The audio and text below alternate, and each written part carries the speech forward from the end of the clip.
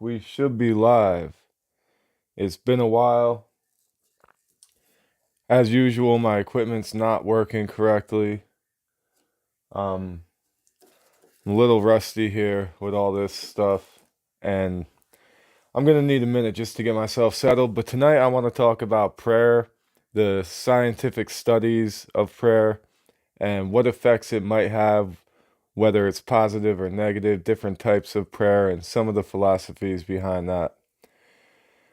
I wasn't able to go live on TikTok because I don't know, I had to reconnect my Restream account.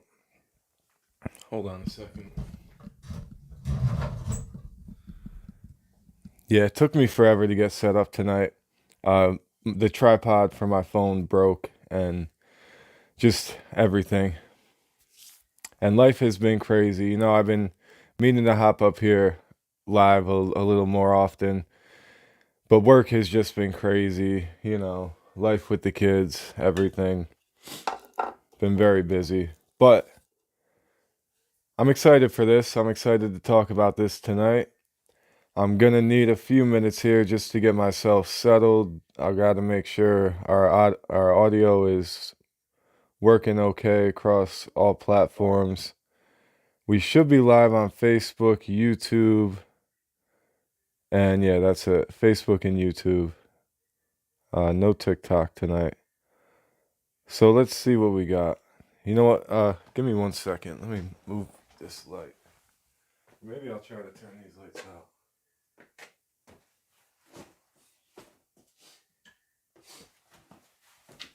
How's that? Is that any better? No, I don't think that's better. All right, I'm gonna turn those lights back on.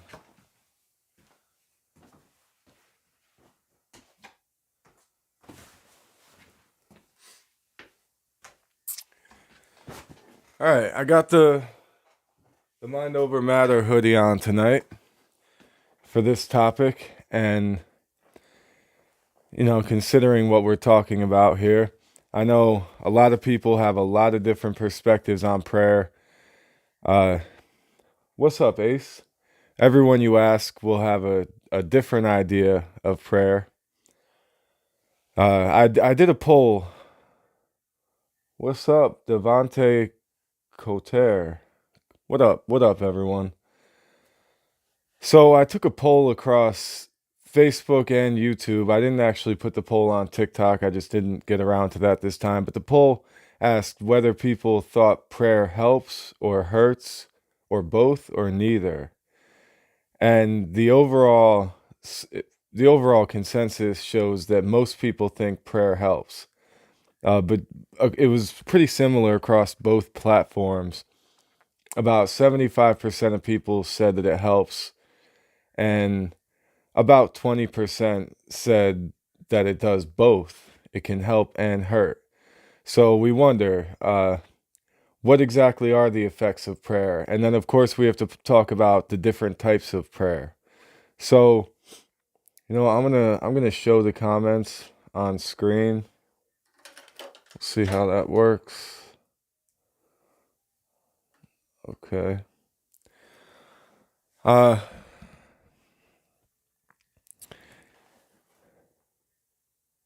yeah, okay, I can still see the comments. How's the audio, everyone? I'm not sure. I'm not exactly sure if we got clear audio across all platforms. I'm gonna need a minute here just to double check everything and maybe share this out. But yeah, tonight I want to talk about the power of prayer. No, hold on 1 second. Let me adjust this.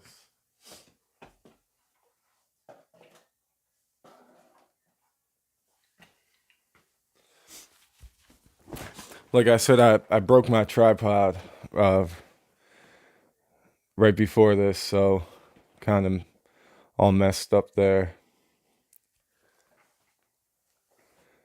But yeah, let's see how we're sounding. How's everyone doing tonight?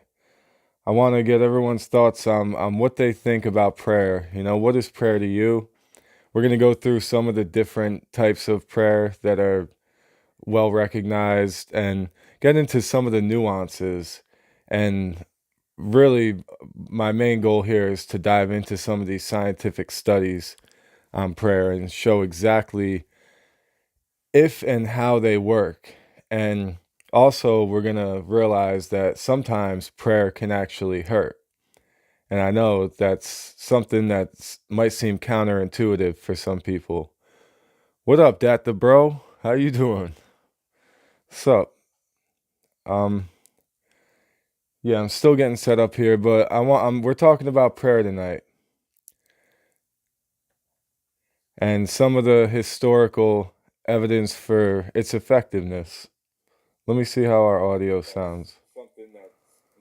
Okay, we look good on YouTube. Let's see how we look on Facebook. And then we'll get into some of this. I just want to make sure we're streaming across both platforms. But besides the subject of prayer, this is all part of a broader topic that I've been trying to touch on, and that's going to be the topic of esoteric magic and symbolism and some of the history behind that. I touched on this topic of prayer in my last video. It has a few minutes in there, just a small section about it. But I was gonna make my own separate video on it, but I don't really have time for that. The next dream session is gonna be all about the history of witches and magic, and we're gonna get into the Salem witch trials and the Great Witch Scare of Europe. So that'll be the next video I'm working on. I want to have that out on time before Halloween. So I'm not going to dedicate a full video to this concept of prayer, but I figured I'd hop up live. We could talk about it a little bit here and there. And there is definitely a lot to touch on. I only dedicated a couple minutes to it in the last video, and there's definitely a lot more to say, and I'm realizing that now from the comments. Oh, I forgot. Facebook's gonna show it on my main page. Yeah, that's not cool. I think I have no other option through Restream. But let's make sure we're good. As you guys roll in, let me know, what exactly is prayer to you? I got some answers on the poll, and some people on Facebook say that it's all about manifesting. Some people say it's all about connecting with a higher power. And it's actually described, biblically, it's described in a few different ways. But then I think if we broaden the concept of prayer at its most broadest perspective, it can be definitely helpful and hurtful. That's what all the evidence shows. Sometimes it helps, sometimes it actually hurts the person that's praying, and sometimes it doesn't do anything. So I know religious people like to find all sort of justifications for this, and that's okay. Okay, there we are on Facebook. All right, so yeah, we're looking good. Okay, so let's get into some of the studies on prayer, because that's really what intrigued me from the beginning here. So in 1872, Francis Galton, who was, I think he was a cousin of Darwin. Yeah, he was one of Darwin's family members. Francis Galton published a paper, and he wanted to study the royalty and see whether or not the amount of prayers that went towards the royal family were actually effective. Because every Sunday in their sermons, they would do special prayers to the longevity and the health of the royal family. JP, okay, what up? I don't know about that, but yeah, so Francis Galton inquired. He figured because the all of the churches in that area, that every Sunday they did a prayer towards the longevity and the health of the royal family. If prayer had any type of effect, then the royal family should live longer and healthier than most people in their class that they compared them to. So they compared them to other high members of society. And he found that the average lifespan of the royal family is actually lower than the average lifespan of other people in that same class group. So if the royal family gets all these prayers to live longer, healthier lives every Sunday at their church, and they don't actually end up living longer, then what's the deal here? I mean, he made it more of a satirical type of paper that he wrote about it. It wasn't really meant to be completely serious, but it did kind of reflect the new scientific era that was ushering in, because this is the late 1800s. And this was not long after Darwin actually published his first paper on evolution. So the origin of species. So and since then, more studies have been done, more controlled experiments have been done. And there was actually one study done called the STEP Project in 2006. And they studied 1,802 different people, and they separated these people into three different groups, and they were all having some sort of cardiac surgery. They were all having the same procedure done. So this is 1,800 people split into three different groups. The first group knew that they were going to have people praying for them. So they got together a group of people. They were all highly religious people that were fairly confident in this. And they had these people perform intercessory prayers on the first group. And that group of patients, they knew that they were being prayed for. And then they had the second group that nobody prayed for. And then they had the third group that people prayed for, and the people didn't know that they were being prayed for. So the first group, they were being prayed for and they knew about it. The next group wasn't being prayed for, and then the last group was being prayed for and they knew about it. So what's interesting is that the group who knew that they were being prayed for actually performed worse than the other two groups. And they think this is due to some sort of social anxiety or expectations and stuff, and maybe they felt like they weren't going to be able to live up to the expectations, whatever. They think it has something to do with some of the psychological stress about knowing that people were praying for you. And between the group that was being prayed for and didn't know about it, and the group that wasn't being prayed for, there was no difference. It was completely, the group that was being prayed for showed the same statistical significance as random chance.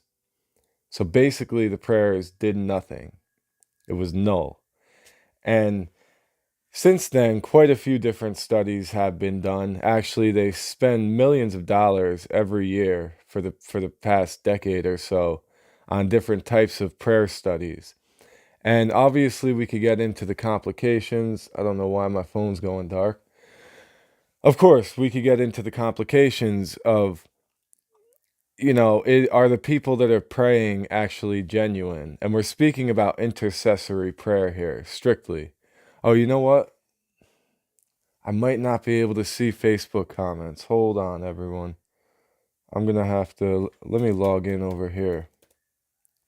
Because I don't think Restream is going to show me Facebook comments.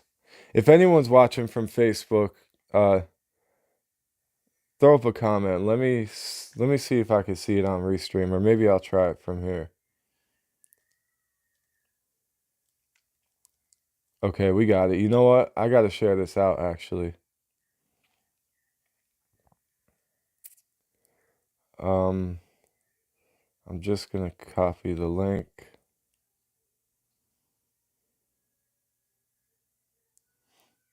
Okay.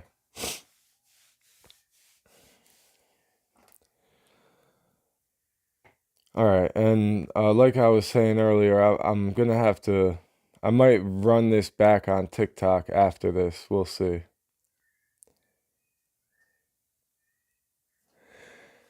Yeah, so I think that's interesting. That's our first two major points of evidence. In the late 1800s, they studied the royal family to see if they lived longer because people were praying for them every Sunday, and they actually lived shorter lives. And of course, that could be due to the stress and anxiety of a heightened position of power. I mean, it could be due to a lot of things, and there's lots of different variables, and that's where it gets complicated when we're talking about like trying to study prayer. Because of course, hmm, okay, I'm gonna share this on Facebook. Because of course, you could say the people that are praying might not be doing it from a genuine place. Of course, you could say that God doesn't like to be tested, things like that.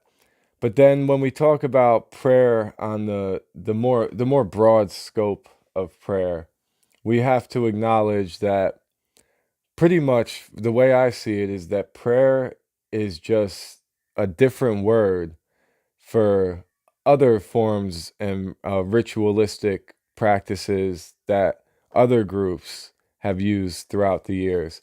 So, like the Abrahamic faiths, basically compared to them, they say anybody else who's doing any type of magic, any type of incantations, that's occultic, ritualistic, esoteric, demonic, and that's why the Christians demonize other forms of magic so much. And that's the main reason I'm touching on this is because I've been researching for my new video about witches. That's what we're going to do next. That's going to be the October video. Like I said, and we're going to get into the Salem witch trials and in realizing that, you see how the Christians over time started to demonize all of these figures. I mean, they pretty much were doing it from the beginning. So anyone who doesn't believe in their faith is doing something wrong, something dark. But when they do it, it's okay. So they're not chanting mantras, they're not casting spells, they're praying. What they call praying, other people might call spell casting or mantras or affirmations. And that brings us to the next study, which is pretty interesting. Besides the STEP project, that showed that prayer either has no result or it can actually have a bad effect on people who know that they're being prayed for. Um, since then, many other studies have been done, especially long term studies on couples and stuff that pray for each other. And it does show positive effects of prayer for the person that's actually doing the praying. So, it can increase your heart health. It can, bring a sense of well being, and it can bring a sense of purpose and contentment. And that can lead to reduced anxiety and things like that. So praying can be healthy, but it's only in the same way as regular mindfulness practices like meditation, mantras, uh, affirmations, things like that. The power of positive thinking is equally as effective as prayer, and it's only effective to the person, or it's mainly effective to the person that's doing the praying. So it does lead to, I mean, it did statistically, and this is in different experiments repeatedly, it shows to lead to healthier long-term relationships between couples and family members and things like that. But it's only equal to the placebo effect. So the power is definitely there, but it's doesn't seem to be from any type of higher celestial being for sure. And even if it was some higher celestial being, it sure as hell wouldn't be the God of the Bible. So, uh, so yeah, and when I say that it only has the effect of the same as the placebo effect, that's not to downplay it because the placebo effect is powerful. When they say it's just the placebo effect or it's all in your mind, that's not a that's not an insignificant thing. The placebo effect is powerful, fascinating, and effective in a lot of ways. It treats the symptoms of a lot of different things. Now, obviously, and that's, it's another reason why we know that prayer just doesn't work in the way that it's supposed to. And of course, in the Bible, it says if you pray for it and you keep praying for it, and if you ask for it, it will be given. And there's all these different passages about it, and there's actually contradicting passages about prayer, and it's never even made completely clear what we should or shouldn't pray for. So I think that's really important to recognize. Uh, so the placebo effect. Another interesting thing about the placebo effect, and it kind of shows why the more passionate you are about your prayer, the more powerful the perceived effects might be. So that's why maybe when people are trying to perform miracles, when they're in these churches doing these crazy scenes where the people are falling on the floor and they're trying to make people walk again and all that type of stuff, that's why they got to get so worked up. They got to start screaming and getting loud and getting worked up and get into it, because they're literally psyching themselves out the same way that a native tribe would have done it during a tribal chant, or the same way that people might do it with mantras or anything. Like I said, affirmations, when you just keep repeating something to yourself, or even a meditation. The more, and same with spell casting and like magic rituals and things like that. The more elaborate your ritual is, the more likely it is to have a perceived effect, because you're putting more mental focus into it. So you'll get more of the placebo effect. You'll get uh, you'll get more confirmation bias.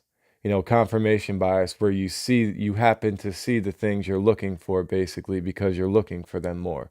And and when it comes to that, the confirmation bias, when it comes to prayer and things like that, is it's equally effective as a fortune cookie, or you know lots of different things like that.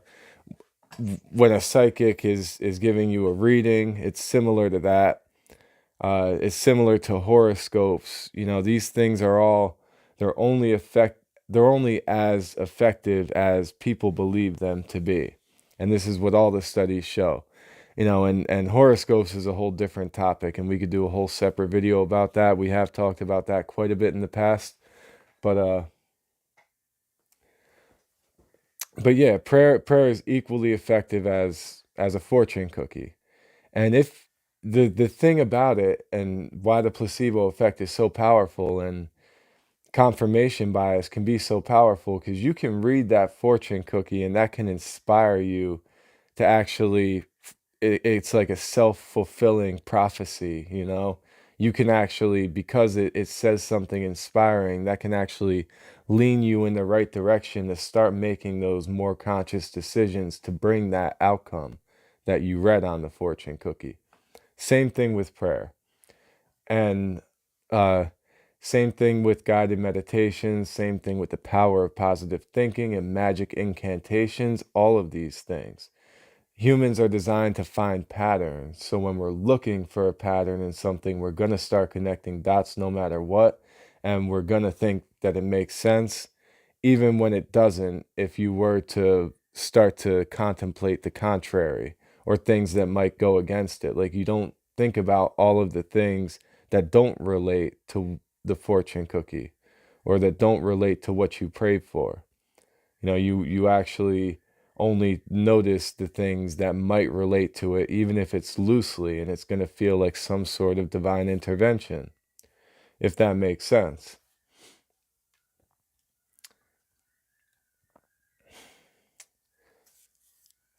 And so I think that definitely shows that prayer can have positive effects, only as much as the placebo effect. And like I was saying, the more worked up you get with your prayer, and the more you believe your prayer, the more effective it's going to seem to be. And they've also noticed this when they study the placebo effect. If you give someone, you just give them a sugar pill, and it can actually have a measurable effect on them. compared to someone that didn't get the sugar pill. The person with the sugar pill will actually, it will relieve their symptoms more. And I think pretty much everyone knows about the placebo effect, and it is well documented and, very, very, very well studied and stuff, and repeatable and observable. And it definitely happens, it's definitely real, and it definitely works. Not as good as real medicine does, but it works better than nothing. So, but what they notice is that if you give them one sugar pill, it does help. It can treat the symptoms. But if they give people two sugar pills, it actually helps even more. Or if they give them a bigger pill, they noticed in throughout all of these studies, the bigger the pill, uh, the more drastic the effect, because it has a psychological effect on these people. And also interesting, what they noticed was that injections actually have a better effect than the pills. I guess, it seems like a more powerful, more direct thing. So they can just inject them with a little bit of water, or I'm not exactly, yeah, yep, I mean, a little bit of water. And these people will literally claim that they're healed or that they feel better compared to someone who didn't get any treatment. And they feel better than the people that get the sugar pills. So I think this is a fascinating thing, and this just shows, and they also it also shows that the better that the doctor-patient relationship is, the more effective the sugar pill will be.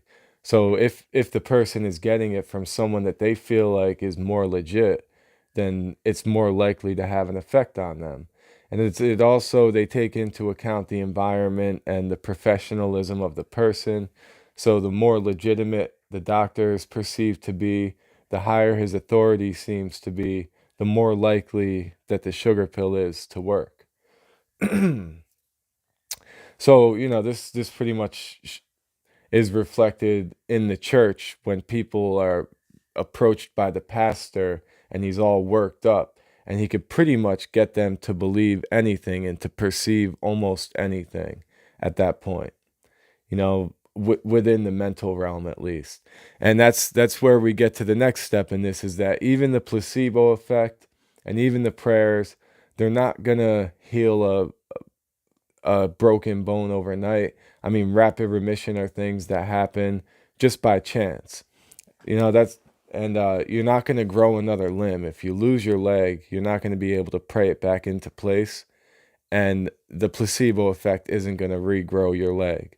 So this is more of a physiological connection, and this is where it can be dangerous, because that's when we got to talk about, like, religious people who choose prayer or they choose their God over actual medical treatment. And this is when it can get dangerous, because they believe that their prayers are going to heal their sick child more than the doctor will. And that's a dangerous road to go down. And that's when these things can be bad. And then another negative side of it that I see is that sometimes people will use prayer to get the blame off of themselves, or they'll use the intervention of God. They'll say, it was God's will, or God told me this, or I prayed for this not to happen, even though you didn't do anything to stop it. You didn't take your kid to the doctor to get them better. You just prayed that they would get better. And then when the prayer doesn't work, they just say, oh well, it was God's will. Obviously, that's dangerous thinking. That's not productive in any way. And then if their prayer does work, then all of a sudden, hallelujah, the power of my prayer, I prayed for you. So it's almost like people don't like to take the blame for things. So they can put that blame on God when things don't work out. But then when things do work out, they could take the blame because they could say they're the ones that prayed for it. And, for people to think that prayer can only help, we got to talk about, like, obviously the counterbalance of it, in the sense that you have a bunch of people praying for their team to win. I mean, you have a 50-50 chance of your prayers being answered here. So it's not a miracle if they happen to win because you prayed. But regardless, what about all the people praying for the other team? Does it matter who has more prayers and who's more genuine in their prayers? If the mom is praying for little Johnny to win this game because he's been working for it so hard, and then he wins, what about the other mom that was praying for her kid on the other team? And even if, let's think about how ridiculous of a concept this really is. If we're talking about the concept of free will, and someone thinks that they can possibly pray for their team to win, that means that they're intervening with that other team's free will, the entire team. So all of the work that the other team did, all of the time that led up to that, all of the practices that led up to that game, all the sacrifices are overrun by prayers from the other team's family. I mean, is that insane? Well, why do people even do this? Especially people if they bet on a certain team and they have a lot of money on the line, they're going to be praying for their team to win. And a lot of people really think that this prayer can actually make some sort of difference.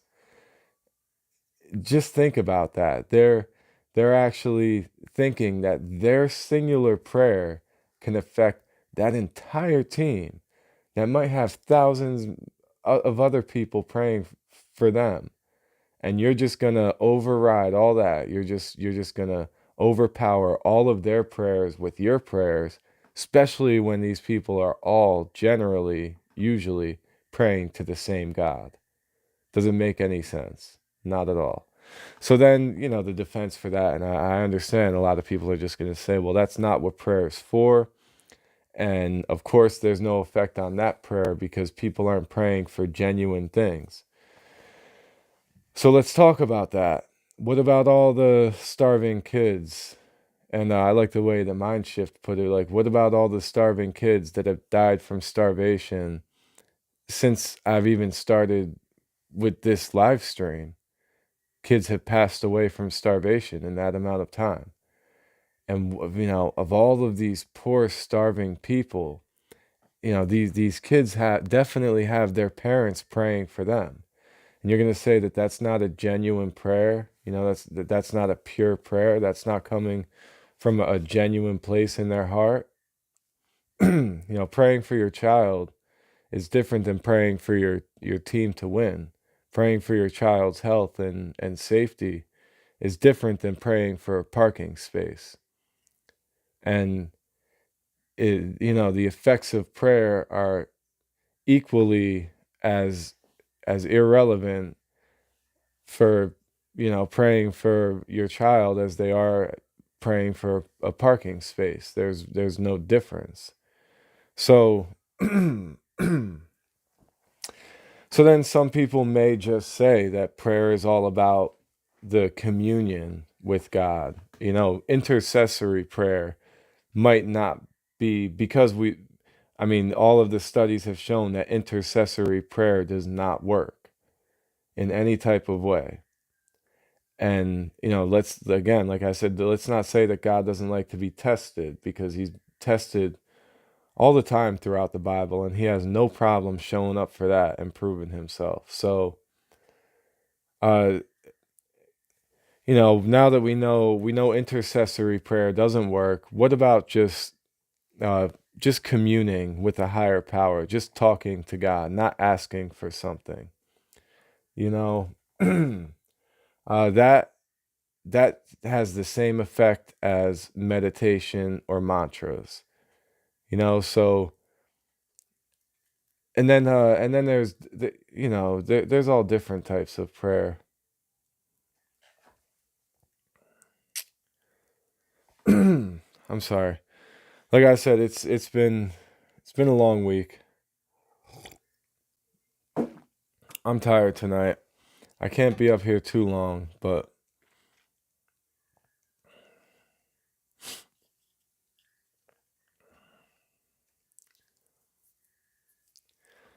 the other issue with prayer is that you are lowering yourself. You're taking your own power. So yes, there can be positive effects from it, but those positive effects can be more well-oriented, more organized, better understood if you drop the extra baggage. If you stop giving it up to a higher power. I mean, you can give it up to a higher power, but that higher power is your mind. And yes, it's powerful, but it's not some sort of deity. Um, and that's the main difference between magic and prayer, is that when people are performing magic, they're basically invoking these forces on their own. Even if they're calling on angels or some sort of higher powers to do it, they're the ones calling on that angel. They call the angel to their side. It's not looking up at this higher power and basically begging it, and it's not putting yourself, it's not belittling yourself in any way. It's giving you the power. And that's why I want to talk about prayer and how it's not, in all of these different magic practices. I heard someone explain it once as just highly advanced psychology. It really is. I mean, when you're calling the angels to your side, you're not calling an actual being, an individual entity with its own consciousness and will. You're calling different aspects of your own mentality, and you can bring yourself a sense of balance, and you can identify these different aspects, these different mental aspects, with whatever names you want, because these angels, with and all their different names, they've represented different aspects of human personalities. So I don't want to get too into any complicated stuff like that. But my point is that, and this is what always bothered me about like the Alcoholics Anonymous and all that, like how they make you give yourself up to God. And I can appreciate the aspect of humbling yourself, but you're not accepting responsibility at that point, and it makes it a lot tougher to practice self-discipline. So really just learn self-discipline. Learn that praying to whatever it's definitely not some guy. You're not praying to some dude. You're not, like, praying to Jesus is nothing. You're actually talking to yourself. Cut out the middleman, and you can actually learn to form your intuition and your will more directly. And of course, if it helps you to call on some sort of higher power that might give you comfort, that you feel like you can psychologically identify with, if that helps, that's cool. And I've done that. And I've talked a lot in the past about how I would have conversations with the archangel uh, in my dreams. And, we've talked about that a lot. But, and there's nothing wrong with that. Sometimes it helps. It's your own inner dialogue, really. And it can help to separate these different aspects of your personality, to weigh them up against each other. And I mean, I do similar things all day. I argue back and forth with myself, but I realize I'm not talking to Yahweh. This is ridiculous.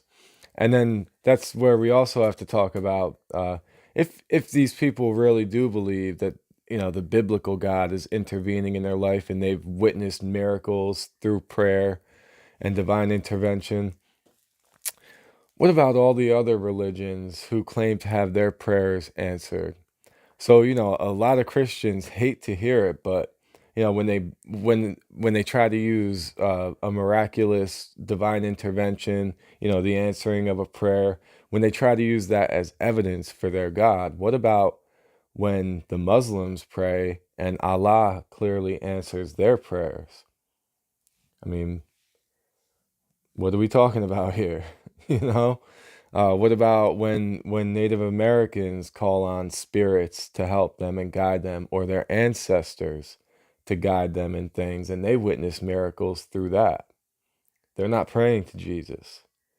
So, witnessing things that may seem miraculous, I'm not even afraid to say that people do witness real miracles.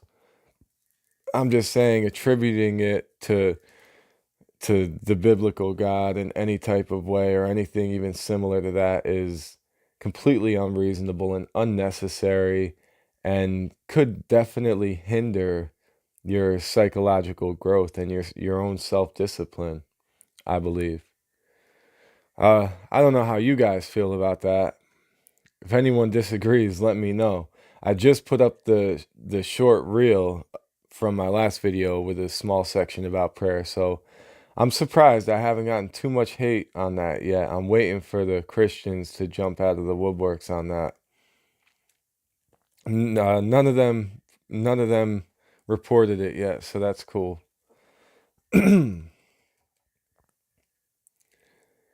So, some people say prayer is also just a way to give thanks to God and to, thanksgiving and showing gratitude for your life.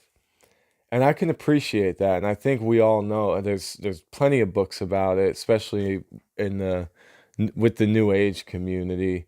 The power of gratitude, it's the same as the power of positive thinking. So yes, when you're doing a Thanksgiving type of prayer, that can have great, powerful psychological, physiological effects, but it's not from divine intervention. It's the same as the placebo effect, which again is a powerful thing. So, I mean, there's so much to say on this topic, and I'd like to hear what different people consider to be prayer. And I like to get different perspectives on it and weigh them against each other and just consider them. It's interesting because, like I said, one thing I noticed is that pretty much, every individual has their own definition and their own practices of prayer. And the question of whether it works or it doesn't, or whether it helps or hurts, it kind of, depending on what type of prayer we're talking about, it can do all of those things. So that's the best way to sum it up. Intercessory prayer, praying for someone else, can actually hurt the person you're praying for if they know that you're praying for them. So all of these people on Facebook and stuff making a post saying, pray for me or pray for my family member. Don't tell that family member that you got 200 comments on your Facebook post of people praying for them, because that could, studies clearly show that could have a negative psychological effect. It could increase anxiety and it can be detrimental, actually. Again, it was only by about 6%, but that's still significant and testable and repeatable. And they see it's about 6%, give or take, depending on the experiment. But it always shows that the people who know they're being prayed for actually have negative results. So if you're going to pray for someone, it might be best to not let them know about it. And but I would gear more towards, intercessory prayer has the potential to hurt the person you're praying for. Just don't do it. Uh, maybe talk with them.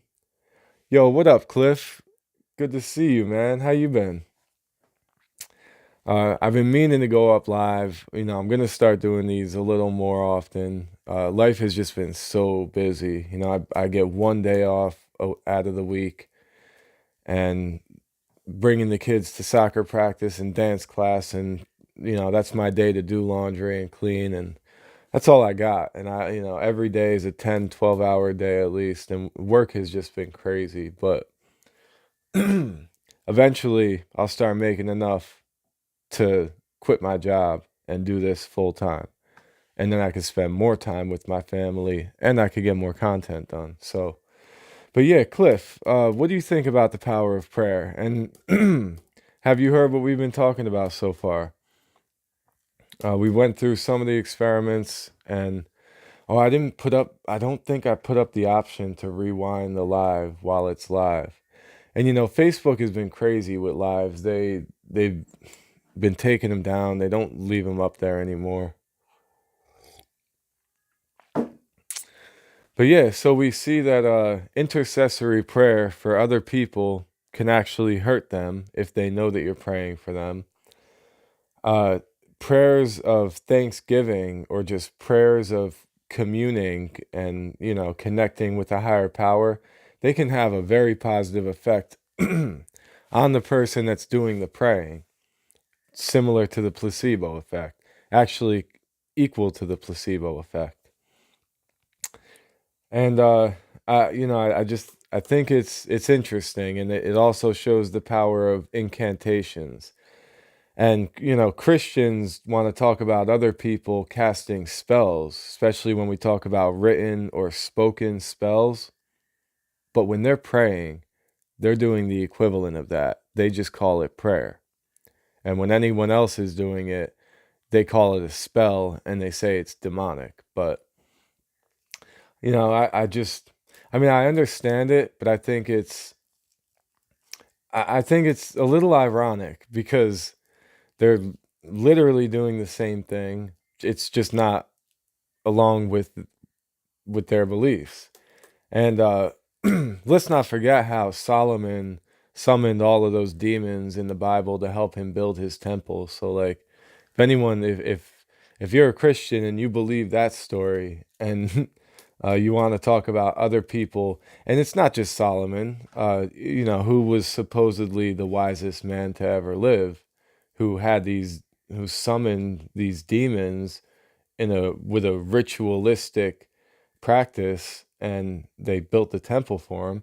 And like there's all types of spells and magic that's practiced in the Bible, and even God showing his magic against other gods. Like it's just, the double standard is crazy to me.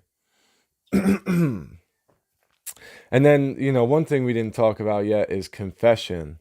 And confession is another form of prayer. Some people consider that to be another form of prayer.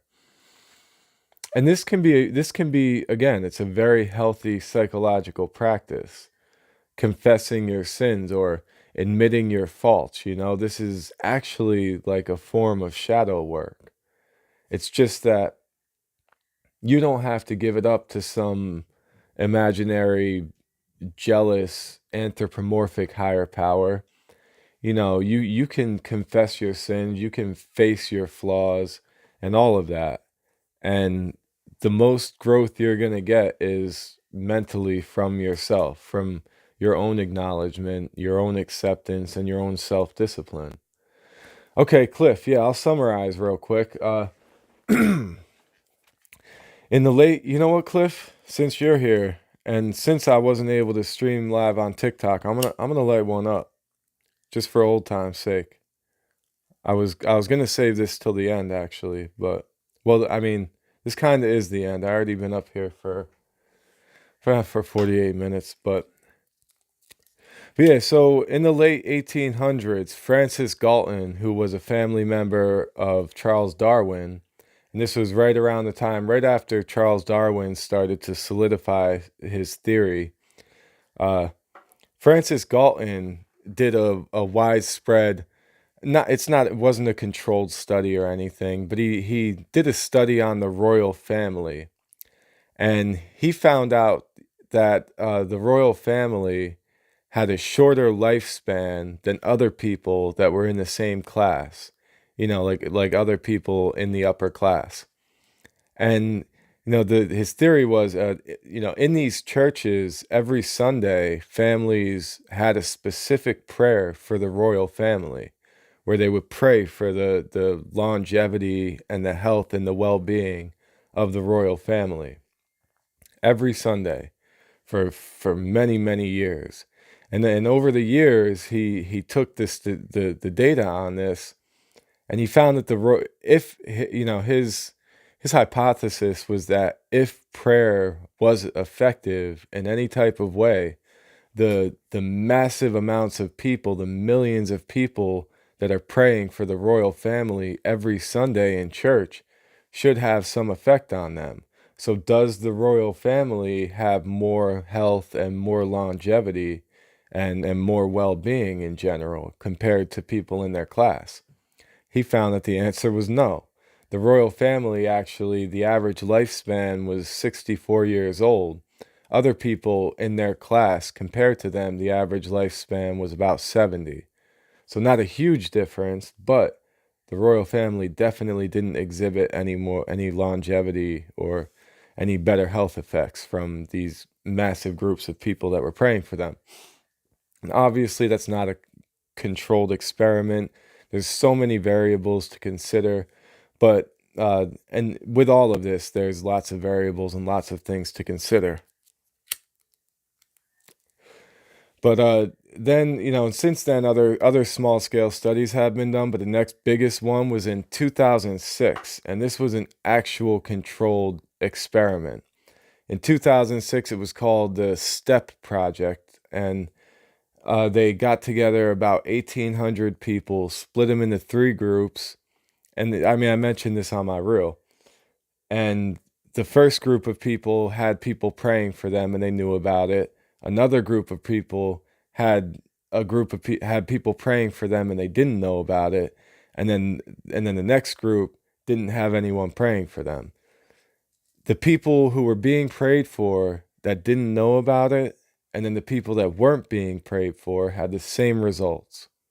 So this showed that these and they were groups of highly religious people that were praying for the patients, and this was like I said, it was 1,800 people. They were all undergoing the same same surgery, the same procedure, and yeah, they found the people that were being prayed for.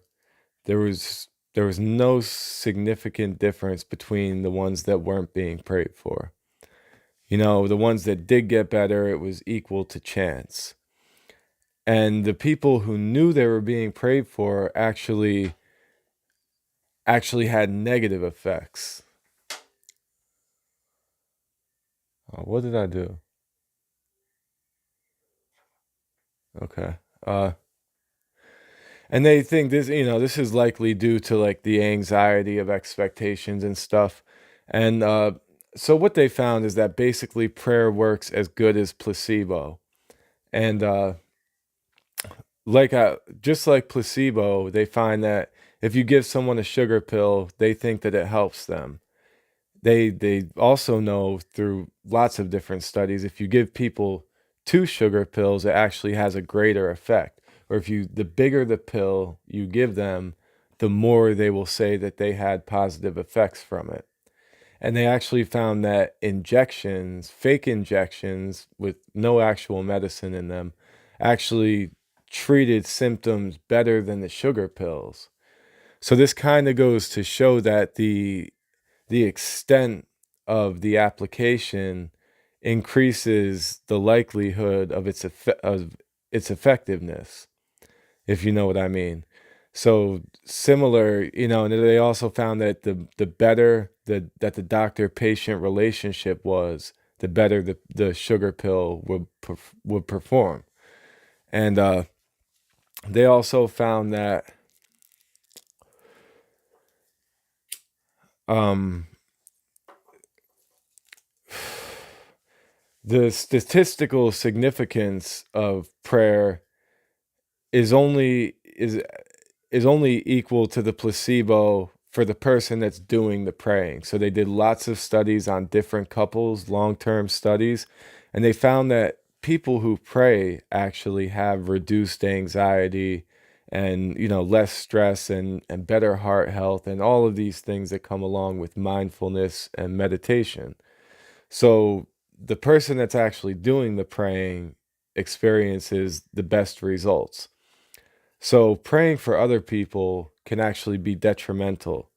And I don't think it's great when people, on Facebook have, they got a bunch of different people praying for them and they know about it. That can actually hurt them in ways just because of the psychological effect. And then when you do a personal prayer, and if you actually feel like you're communing with a higher power, it can bring you a sense of well-being and a sense of peace, and that can lead to reduced anxiety and all these positive effects. Same as the placebo. And if you happen to be praying for something in your life, statistically they found, external prayers. If you're praying for a parking spot or to find your keys or something like that, something that doesn't have to do with your bodily health, then that has about the same statistical significance as random chance. Now, of course, if there's billions of people praying every day, some of them are going to have their prayers answered by chance, and it's going to seem miraculous to them. And this is just humans exhibiting confirmation bias, and so it's similar to the placebo effect. The Bible says, "Seek and you will find." If you're looking for the things that match your prayer, then you're more likely to find them. And when you don't find them, you just don't recognize it, or you come up with an excuse like it wasn't God's will or something like that. But, and then, so there can be healthy types of prayer, but praying for other people probably ain't the best way to go. It's probably best to do the Thanksgiving types of prayers, or the confession types of prayers, or just the communion types of prayers, because those are more personal things and they can give you a better sense of well-being psychologically. But what I really believe is that it's better to just drop the nonsense. Just know that this is the power of your mind. So when I say it's the placebo effect, I'm not saying it's just the placebo effect. I'm saying it's the placebo effect. It's amazing. The mind is powerful. Embrace it. Skip the nonsense. Leave out all the religious dogma and unnecessary traditions, and realize that all magic is just advanced forms of psychology and sociology and physics. It's not metaphysical. It is all physical. It's just that physics is more than we even realize. It's not supernatural, it is completely natural. And that doesn't take away from it. I'm not trying to downplay it. What's natural is even far beyond our comprehension, and absolutely is magical in its own natural context. So you don't need to attach an anthropomorphic, vengeful, jealous, hateful being to these things. You can if you want to. I just think that comes with a lot of extra baggage and a lot more confusion. So we can be clear on these things. You can skip the nonsense. We can realize that the power of prayer is equal to, or maybe not even quite as good as, meditations, affirmations, mantras, all of these things. And just embrace it for what it is. That's how I feel. Did I miss anything? I never organized my notes for this. So, like I talked about some of the issues with prayer, like if someone's praying for their team to win, what about all the people that are praying for the other team to win? You know, they both have a 50-50 chance, and whatever team wins, they're going to think it was a miracle and their prayers were answered. And then to think, like I gave the example of the lonely guy that just made a bet on his favorite team, and he put a bunch of money on that team, and he's praying for them to win because he needs this money. Like, does that one man really think that he's going to influence the will and the lives of both teams? He's going to cause that other team to lose. So his prayer is intervening with the free will of all of those people. Like I said, all of the practice and all of the work that they put in up to that point is going to be stepped on by his one prayer. I think it's insane and ridiculous to think that. Cliff, you said all may pray, but manifestation spells take prayer, dream mastery. I agree.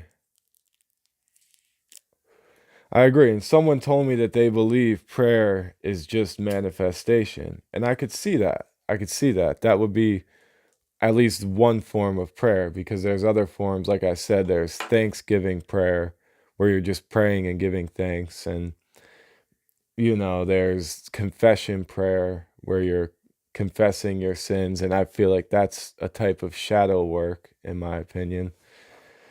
And yeah, it does take mastery, and the big issue here is, and what I didn't even plan on talking about, and I don't have notes on it, but there's been lots of studies on group meditations where they get large groups of people that meditate, and they just meditate on the peace and the love of a city, and they try to lower the crime rate of that city. Anyone who's seen The Secret, or anyone who's read The Secret, is going to be familiar with this, but they've done more since then.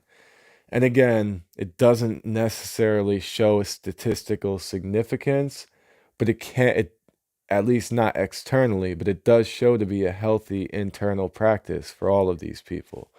And in these meditation studies, the people in these groups were definitely masters of their field. They had the best of the best.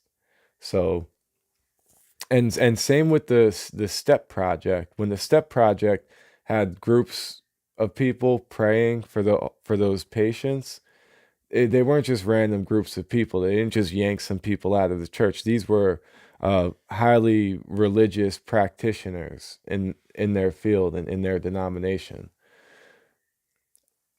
Maybe they just got it all wrong. Whatever. No, I'm just saying. And again, when someone tries to use an answered prayer as evidence for their God, they don't consider that other people in other religions claim to have their prayers answered by their God, and their God completely contradicts your God. So, like, you know, it is just personal manifestation. Of course, you could do it collectively in groups, but and the more worked up you get, just like if you give someone two sugar pills or a bigger sugar pill, it's going to work better. The more worked up you get when you're praying, or when you're manifesting, or when you're doing your ritual or casting your spell, if you set the tone just right, and if you're laying out the altar, and if you're lighting your incense, all of that is gonna increase the mental focus in that direction. All of that is gonna hype you up more. It's gonna increase your awareness of what you're looking for, and it's gonna give you more mental power. You're priming yourself. It's just like telling yourself, if you want to start remembering your dreams, tell yourself you're going to dream every night. The more you do that, and the more convicted you are when you're making those statements, the more passionately that you think about it and say it, the more likely it is to work. That you're going through extra steps. Just like if you write something down over and over and over again, it's going to get it more ingrained in your brain, and it's going to have a stronger effect. It's the same thing. If you chant a mantra over and over, if you pray enough, and if you pray in the right setting, it's more likely to work. Of course, there's so many variables, but oh, I okay. I'm gonna stop doing what I was doing.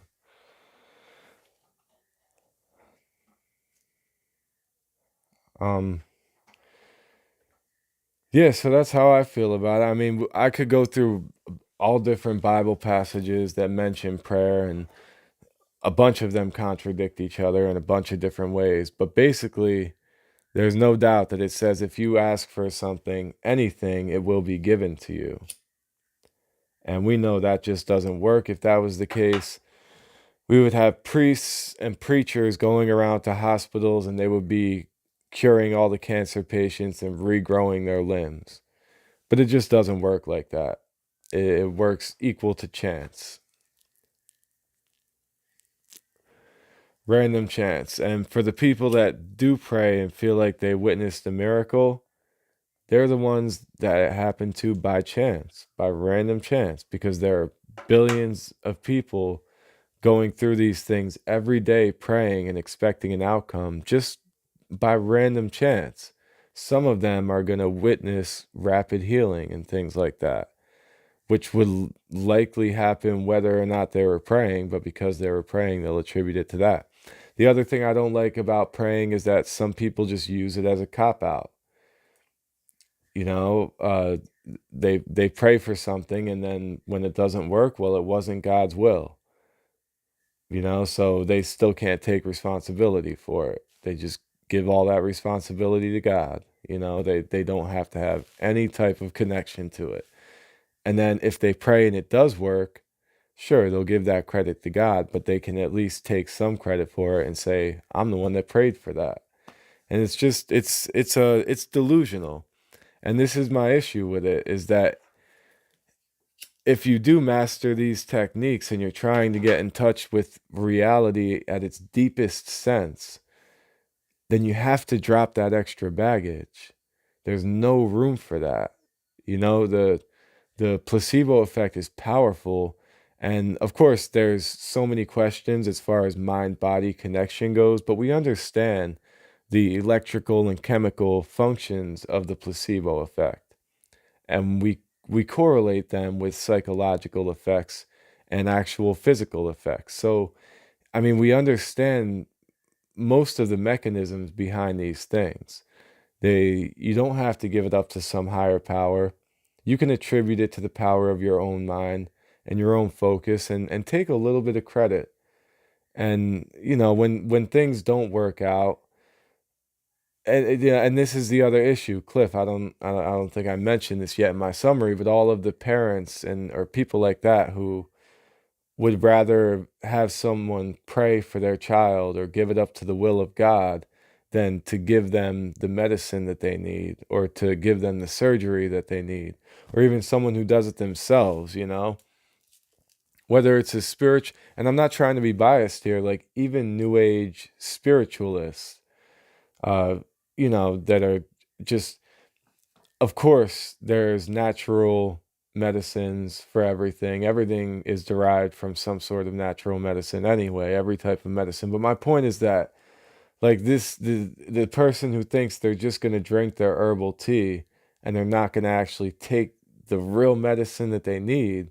And I'm well aware of the problems with uh you know, medication and thing like, I mean, that's why I wore this. That's not why I wore this hoodie, but you know, oh, you can't see it. More meditation, less medication. And that is why I wore the Mind Over Matter hoodie, because what we're talking about tonight is all mind over matter. But my point is that when people don't give like their sick child the care that they need because they're just going to pray, or they're just going to give them some lemongrass tea, and the child suffers because of this, that's really, really irresponsible.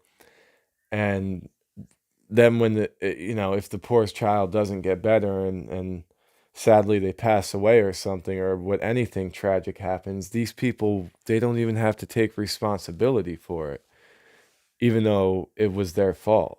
You know, they'll just say it was God's will, or uh you know, or they'll say it wasn't because, or, you know, the one that's giving their kid the lemongrass tea, it's like they're going to say, well, you know, their system is so diluted from, you know, it was the fluoride in the water. You know, like these people, they'll blame it on something else. You know, it was the food coloring that, and not that there's not issues with that. I'm just trying to be consistent here. Like, it's not just Christians and people of Abrahamic faiths. It can be, you know, spiritualists can also get way out of hand with their nonsense and get way too caught up in their delusion.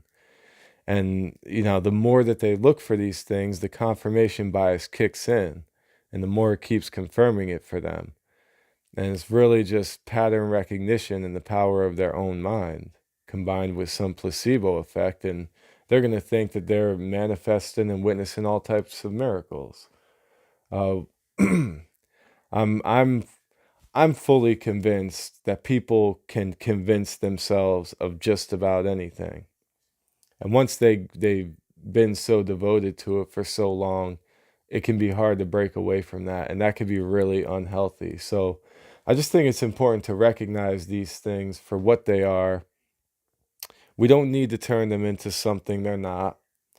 They're powerful in their own aspect without all the extra nonsense. And I think it could be more effective and more focused, more deliberate, and a lot healthier to just do these things uh, on your own accord and take responsibility for any type of manifesting or anything you put out.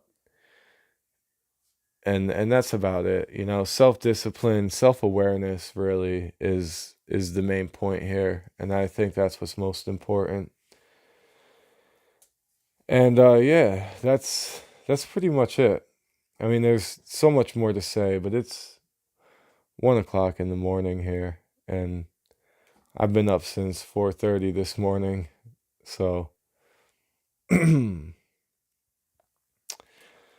yeah, I think I'm gonna call it a night. I wasn't able to go live on TikTok. Maybe if I feel like it, I'll hop up there real quick, or maybe I'll do that tomorrow night or something. But yeah, that's about it. And if anyone wants a Mind Over Matter hoodie, definitely check out my shop. Cliff, check this out. I don't know if you can see it. This is the book. I got a print of it, and the issue is I ordered a size too big. I wanted it to be smaller than this. Like I need to get like the 8 inch, but the book will be out soon. How to Remember and Master Your Dreams, and it's going to be a lot more than what was in the ebook because I've just been adding to it. And so when I order the next sample, I'm going to order it a little bit smaller, and it's going to have a few extra chapters compared to the ebook. I will eventually update the ebook so people can download the new uh, version of that with all the additions. But yeah, that's about it. Things to look forward to. And then Cliff, you said realize existence, tap cosmic energy, source God code, solo perspective, collective journey. Word to that. Word to that. Embrace the infinite, man. So yeah, next full dream session video I'll be putting out is going to be about the history of witchcraft and symbolism, occultic symbolism, and it's going to talk about the witch scares in Europe and the Salem witch trials and all that. I'll do a fully comprehensive deep dive on some of those things. So yeah, that's about it. I'm gonna call it a night. Don't know. Cliff, are you commenting? You're commenting from YouTube, right? You're not on Facebook, are you?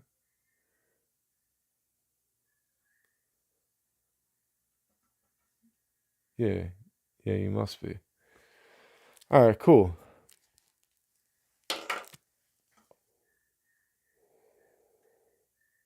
I would have got kicked off TikTok by now anyway for laying up this big spliff.